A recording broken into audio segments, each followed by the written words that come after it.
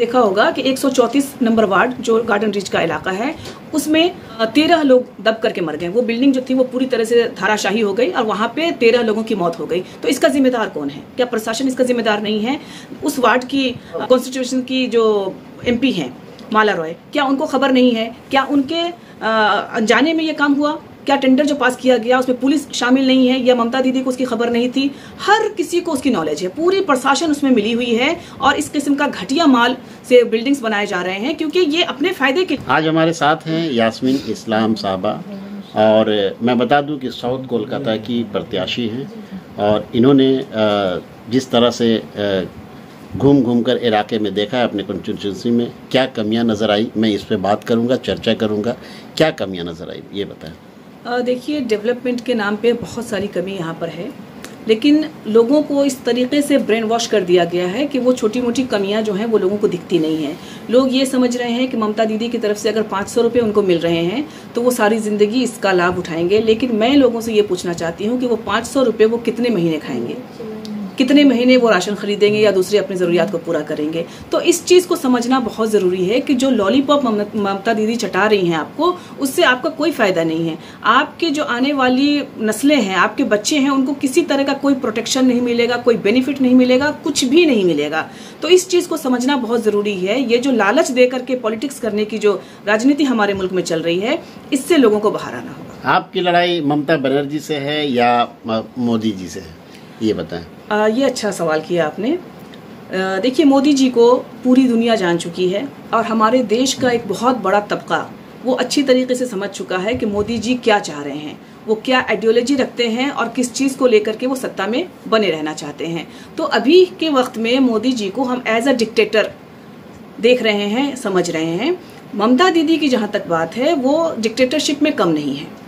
आप दूसरे जो हमारे डिस्ट्रिक्ट्स हैं उसमें घूमिएगा तो आपको लोगों की बातें सुन करके या ममता दीदी के पार्टी के जो लोग हैं वो इस कदर राउडी बिहेवियर रखते हैं, लोगों के साथ मारपीट करना आम सी बात है।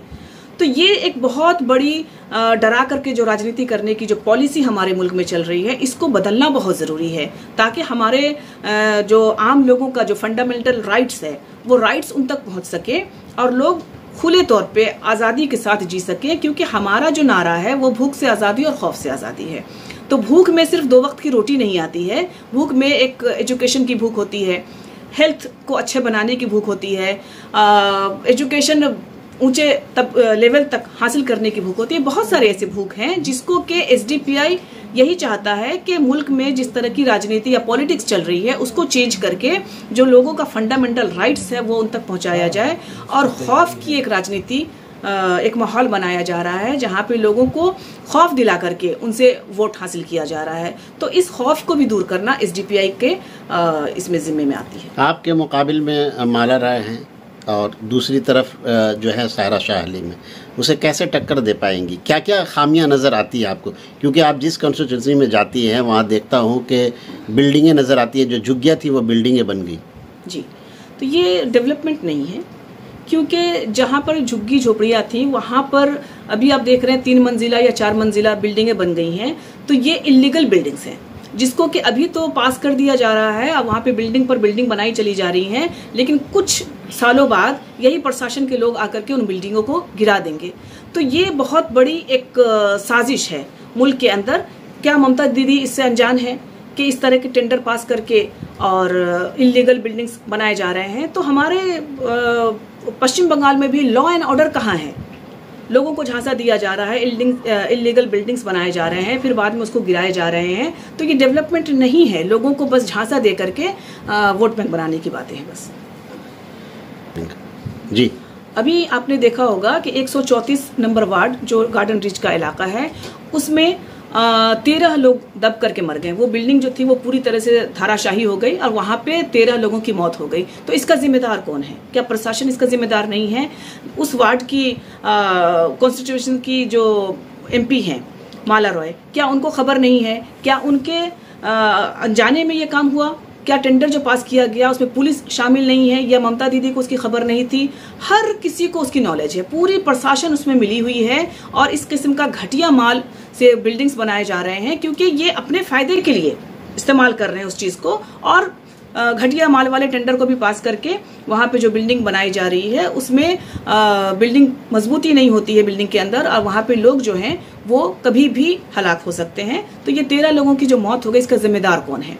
क्या माला रॉय नहीं है? क्या ममता बनर्जी नहीं है? क्या पुलिस नहीं है? या प्रशासन नहीं है? आप जवाब दीजिए मुझे इसका। जिस तरह से देखा जा रहा है कि स्कीम जो है पश्चिम बंगाल सरकार की जो मौजूदा स्कीमें हैं वो काफ़ी कामयाब हो रही हैं, क्योंकि दुआरे सरकार उन्होंने लाया है और द्वार द्वार जाकर राशन पहुंचाने का जिम्मेदारी लिया है। हेल्थ कार्ड जारी किया है, स्वास्थ्य साथी कार्ड जारी किया है लोग आवाम के लिए, फिर उसके बाद कन्याश्री है, फिर उसके बाद लक्ष्मी भंडार है। ये तमाम स्कीम जो है जारी किया उन्होंने। देखिए, स्वास्थ्य कार्ड का जहाँ तक ताल्लुक है उसमें बहुत सारे बॉन्ड्स हैं, बहुत सारी अलग अलग उसमें शरायत है। उन शरायत के बिना पर जब आप हॉस्पिटल में आप जाते हैं तो बहुत सारे हॉस्पिटल आपका उस कार्ड को एक्सेप्ट करने से इनकार करते हैं। तो ये उसमें भी एक घपला है, घोटालेबाजी है। और राशन की जहाँ तक बात करते हैं तो ममता सरकार अगर ये सोच रही है कि 500 रुपए का राशन देकर के लोगों के माइंड को डाइवर्ट कर देंगी तो वो बिल्कुल गलत समझती हैं। पब्लिक को भी इस बात को समझना होगा कि ये राशन का जो लॉलीपॉप उनको दिया जा रहा है या उनको जो चूना लगाया जा रहा है उससे वो किस तरीके से बचेंगे, क्योंकि आपके फ्यूचर सिक्योर नहीं होंगे इससे। आपको जब रोजगार मिलेगा तब आप में मजबूती आएगी और आप कामयाब हो सकते हैं, क्योंकि जब पब्लिक मजबूत होगी और आत्मनिर्भर बनेगी तभी हमारा देश भी आत्मनिर्भर बन सकता है। लेकिन इस चीज को बिल्कुल अपाहिज की तरह से देश को बनाने की साजिश चल रही है, जिसमें 500-500 रुपए लोगों को देना या उनको राशन देना, ये सब शामिल है। बल्कि मैं कहूंगी कि आप रोजगार दीजिए, रोजगार लोगों को मिलेगा तो वो आत्मनिर्भर बन सकते हैं और हमारा देश तरक्की कर सकता है। जिस तरह से देखा जा रहा है कि माला रॉय MP हैं, वो 2 टर्म से इस तरह से वो काम कर रही हैं, सदन में आवाज़ भी उठाती हैं। तो क्या नहीं लगता कि इस तरह से माला रॉय एक कैंडिडेट जो है? मैं आपसे पूछती हूँ, आपने माला रॉय को सदन में देखा या जनता की तरफ से उनको नुमाइंदगी करते हुए आपने देखा है? किस किस्म की पॉलिटिक्स वो कर रही हैं, ये समझने की बात है। अब मैं आपको ये बताती हूँ कि माला रॉय ने पहले कांग्रेस में ज्वाइन किया और कांग्रेस की टिकट पर वो MP का इलेक्शन फाइट की और संसद में जाकर के बैठी। लेकिन रिप्रेजेंटेटिव जो एक होता है अवाम का, यानी नुमाइंदगी करने वाला, वो क्या सही तरीके से अपनी जिम्मेदारी को निभा रही हैं? और अभी आप देख लीजिए कि वही माला रॉय जिन्होंने कांग्रेस के टिकट से MP का इलेक्शन फाइट किया था, अभी वो तृणमूल के टिकट पर MP का इलेक्शन फाइट कर रही हैं। तो ये दल बदलने वाली जो राजनीति है ये बहुत खतरनाक है, लोगों को बिल्कुल गड्ढे की तरफ ले जा रही है। और पब्लिक को ये समझना होगा कि ये पॉलिटिक्स जो कर रहे हैं ना, अपने मकसद के लिए कर रहे हैं, यानी कि अपने फायदे के लिए कर रहे हैं। इस किस्म की जो राजनीति जो चल रही है वो ये पॉलिटिशियंस जो हैं वो अपने फायदे के लिए कर रहे हैं। लेकिन वहीं पे SDPI जो है वो अपने फायदे के लिए नहीं, ये हमारा एक कॉज है कि हम आवाम तक अपनी बात पहुंचाएंगे और हमारे मुल्क का जो फंडामेंटल राइट्स है या कॉन्स्टिट्यूशन है जिसने हमें अपने फंडामेंटल राइट्स को जीने का हक दिया है वो लोगों तक पहुंचे, और उनसे हम उनको अवेयर करना चाहते हैं। 3 काम क्या करेंगे जब जनता आपको कामयाब करके जिता कर आपको सदन भेजेंगे, तो क्या आप? देखिए, सबसे पहला तो यही होता है कि आप आवाम की नुमाइंदगी करें, आवाम के मसले को आप पार्लियामेंट में उठाएं। तो ये एक बहुत बड़ा क्या 4-5 मसले बताइए, क्या आप जो घूम रही हैं चारों तरफ कॉन्स्टिट्यूंसी में, क्या मसले हैं? देखिए, सबसे पहला मसला तो मैं ये बताऊंगी कि औरतों और बच्चों का बहुत बड़ा मसला है यहाँ पे। ममता बनर्जी से यहाँ का जो पश्चिम बंगाल की जो आवाम है वो अब तंग आ चुकी है।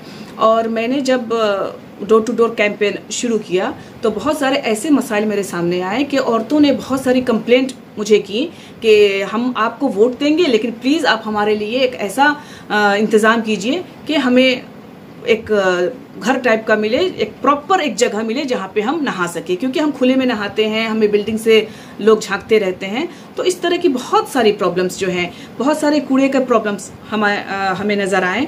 वो कह रहे हैं कि यहाँ पे इतने सारे कूड़े फेंक करके चले जाते हैं, उसमें गंदगी होती है, उसमें कीटाणु होते हैं, वो हमारे बच्चे के लिए नुकसानदा होता है। और पानी का भी एक बहुत बड़ा मसला है, जो पानी लोगों को सही तरीके से सप्लाई नहीं किया जा रहा है। अभी आपने सुना होगा कि कब्सिया के एक इलाका में 2 औरतों में पानी के मसले को लेकर के झड़प हुई, जिसमें मर्द भी शामिल हो गए और एक मर्द को कत्ल कर दिया गया। तो ये पानी का एक मामूली सी चीज के लिए कत्ल कर देना ये बहुत बड़ी बात है, लेकिन सोचने की बात है कि वो कितना सरवाइव कर रही थी, कितनी परेशान थी वो औरतें पानी को लेकर के, जिसकी वजह से ये कत्ले-आम हुआ। तो ये बहुत बड़ा एक लोगों को समझने की ज़रूरत है कि ममता दीदी जो हैं वो किस किस्म की पॉलिटिक्स कर रही हैं या यहाँ पे लोगों को क्या सुविधाएं फराहम कर रही हैं। मैं अगर अपने इलाके की बात करूं तो यहाँ पर कॉरपोरेशन की तरफ से एक पाइपलाइन आता है, पानी की टंकी आती है और एक पाइपलाइन से कुछ बिल्डिंग्स को पानी दी जाती है। मैंने चंद औरतों से पूछा कि आप पानी इस तरीके से बाल्टी में उठा करके ले जा रही हैं और ये पाइप किस लिए है, तो उन्होंने कहा कि वो कुछ बिल्डिंग्स के लोगों को दिया जा रहा है, हमें तो भाई ऐसे ही ले जाना पड़ता है पानी। तो ये भी सोचने की बात है कि क्या ममता दीदी को कुछ बिल्डिंग्स के लोगों को ही वोट चाहिए, क्या सारे पश्चिम बंगाल के आवाम उनकी आवाम नहीं है? तो ये बहुत सारी ऐसी चीज़ें हैं जो हमें सोचने पर मजबूर करती हैं और हमें बहुत ध्यान दे करके देखना पड़ेगा, सोचना पड़ेगा। पश्चिम बंगाल के जो आवाम हैं उनको सोचना पड़ेगा कि डेवलपमेंट के नाम पर टीएमसी ने उनको क्या दिया है। आज कि ये पार्टी नहीं है, 2011 से वो सत्ता में बनी हुई है और क्या डेवलपमेंट के नाम पर उन्होंने दिया है। सिर्फ हमने देखा है कि डेवलपमेंट के नाम पे फ्लाईओवर्स बनाए गए हैं, उसको सफ़ेद और ब्लू रंग से रंग किया गया है, उस पर लाइट्स लगाए गए हैं। यही डेवलपमेंट जो है वो पूरे वेस्ट बंगाल में हमें नज़र आता है, उसके अलावा और कुछ भी नहीं। आखिर में आप अपने कॉन्स्टिट्यूंसी के आवाम से क्या दरख्वास्त करना चाहेंगे, क्या अपील करना चाहेंगे? मेरी यही अपील है कि आप एक ऐसी पार्टी को चुनिए, एक सुविधा जो आप लोगों के लिए लेकर के आई हो, क्योंकि हम भूख से आज़ादी और खौफ से आज़ादी ये हमारी जो मोटिव है वो हम लोगों तक पहुंचाने की कोशिश कर रहे हैं। हम पॉलिटिक्स फॉर कॉज करते हैं, पॉलिटिक्स फॉर करियर हम नहीं करते। हम अपना करियर बनाने के लिए पॉलिटिक्स में नहीं आए हैं। तो इस चीज़ को समझते हुए, और हम ज़मीनी लोग हैं, ज़मीनी सतह से काम कर रहे हैं, और ख़ास तौर पे मैं विमेन इंडिया मूवमेंट की नेशनल प्रेसिडेंट हूँ, तो मैंने हालात को देखे हैं कि औरतों और बच्चों के जो हालात हैं हमारे मुल्क में, न सिर्फ मगरबी बंगाल में बल्कि पूरे मुल्क में बिगड़ते चले जा रहे हैं। क्योंकि मैं पूरे ऑल ओवर इंडिया में इस चीज़ के लिए काम कर रही हूँ और पूरी जो सिचुएशन है, हालात है, वो बहुत ज़्यादा बदतर हो चुके हैं। तो मैं औरतों के मसले पर काम करती हूँ और कंटिन्यू उनके साथ ग्राउंड लेवल पर मैं बनी हुई हूँ, उनके मसले को सुलझाने के लिए, उनको लीगली, पॉलिटिकली और एजुकेशनली एम्पावर करने के लिए हमारी जद्दोजहद है। और हम अपने आइडियाज़ को लेकर के पब्लिक के बीच में हैं, हम उनके साथ मिले हुए हैं, उनके साथ काम कर रहे हैं, उनके मसलों को देख रहे हैं, उनकी तकलीफ़ों को समझ रहे हैं, उनको दूर करने की कोशिश कर रहे हैं। बहुत बहुत शुक्रिया JKB न्यूज़ से बात करने के लिए।